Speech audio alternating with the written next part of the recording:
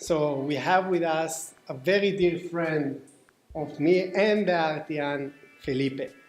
And Felipe is the co-creator of one of the most interesting projects that I encountered recently, which is Isla el Descanso in the river of El Tigre in Buenos Aires.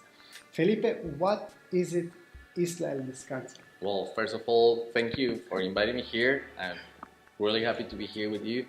And well, Isla el Descanso is a dream that started my partner, Claudio, 3 years ago, and that I follow him, and we have been creating a mixture between our landscape, our dream, our philosophy of life, the way that we see values, and in which we are connected with nature, delta, art, and philosophy. But mainly, it is our home, and that's how we want to display it, as our home, an open home that is willing to host everyone and to show them that you can have a different life and how life and art can permeate your life as a welcoming process. So, I remember when you took me on a tour in Isla el Descanso, and it's like amazing landscape space, I think like 40 hectares. Yes. And you walk over there and you see how nature connects to art. And I'm interested what led you and Claudio to actually connect landscape, nature, and art. Well, it actually started as a hobby. Actually, Claudio started the headmaster 24 years ago. He was in Giverny, visiting Giverny, and he saw how Monet was inspired in his garden to make his paintings. And he said, okay, I don't have the painting, but I can make the garden, and that's how he started.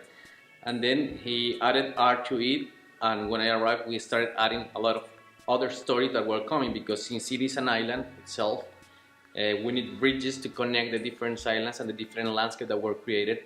And the easiest way to connect and to teach the gardeners was to put the names, and so we started naming the bridges with values, and that drove us to take more stories and doing an entire philosophical path according that is combined between art, botanic, and sculptures, of course.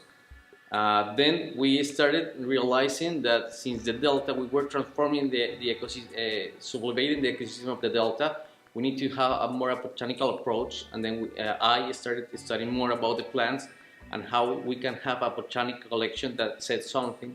And that's how we started with grasses, and we are now one of the gardens that have more grasses collections. And the landscape that we created, we use another way to cultivate the plants, which is creating communities of plants, and not the classical English garden or the French garden, but in a way that it will be easier to be maintained and soften in the landscape. And that's how we started creating a new way to the landscape, because none of us are landscape architects actually, neither botanic, neither artists in a regular way. What we both came from the entrepreneurial world. He is actually a lawyer and he worked for a company, and I'm an entrepreneurial as well. I have my own company and my own projects, but never thought being creating an island in the delta. So it's kind of life that takes. So you are not only an art collector, you are a grass collector, and you are also a botanical collector. And one of the things that I'm interested in is, what is the future of Isla el Descanso? Well, I think that it's not a project that we work in the future, we work in the present time, because being connected with the plants and with the artists, we like to be, right now with contemporary artists, we like to create the garden together and enjoying the present time with the flowers and everything. It's not a place that we've made thinking of a future of us as a business, but our earnings are sharing the place with friends like you. We don't know where it will take us. We only know that we have presented the dilemma that our spirit needed to do the place and to find ourselves creating the place for our amusement, our friends, and to be shared. It's not it doesn't have any specific plan like in a business plan. You just have a heart feel of it. So it's not a planning. It's more about living the process. Exactly. One of the artworks that I remember that we saw while we were in the garden is this huge statue that you actually have on your yes. which is basically tenemos el poder de elegir, which is in free translation to English, we have the power to choose. Yes, exactly.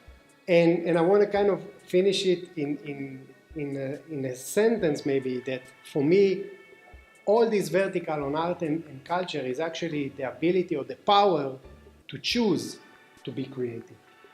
Exactly. ¿Estás de acuerdo? Totally. I think that being creative is a statement of mind in which you are in the present time, deciding to be enjoying, to connecting all your knowledge, but allowing yourself to dream. And that's what magic happens. If you are not choosing that time, if you are finding yourself just only doing, but not thinking, not allowing yourself to be in the present time, then you're not choosing. Life is taking you wherever it wants to take you. In the other way, you can flow with it. Felipe. Okay, man. Gracias. If you have the chance to get to Buenos Aires, it's a must. Thank you. Please follow the Artian. It's always full of beautiful insights about art and with a great guide like Nir here.